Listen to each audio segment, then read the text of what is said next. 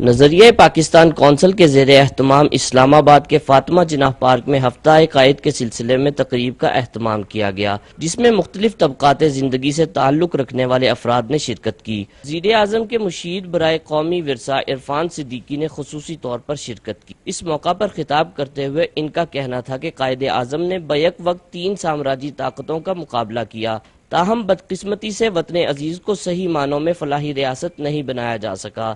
قائد اعظم نے کون سے دھرنے دیے تھے؟ قائد اعظم کی زندگی کا ایک ورق جو ہے وہ ہمارے لیے ایک مثال ہے، ہمارے لیے ایک نمونہ ہے۔ ایک ہندو سامراج تھا، برہمنی سامراج تھا، ایک انگریز سامراج تھا، اور دونوں کمزور نہیں تھے۔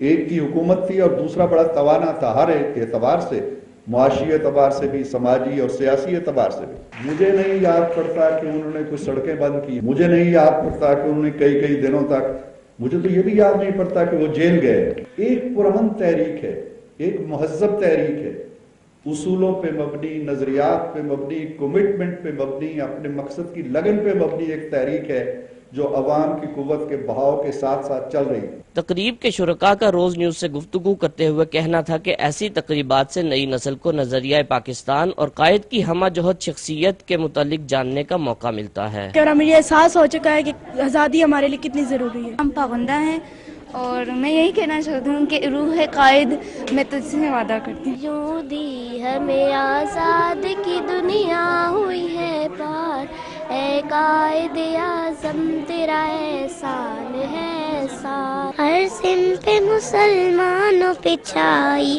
تھی تباہی، ملک اپنا تھا اور غیروں کے ہاتھوں میں تھی شاہی۔ اب جو ہے قائد اعظم کے رنگ میں جہاں رنگے ہوئے ہیں، کیونکہ ہم قائد اعظم کے متعلق نئی نسل کو جتنا بتائیں اتنا کم۔ آج اگر آپ قائد اعظم کی تقاریر پڑھ کے دیکھیں تو ان کے جو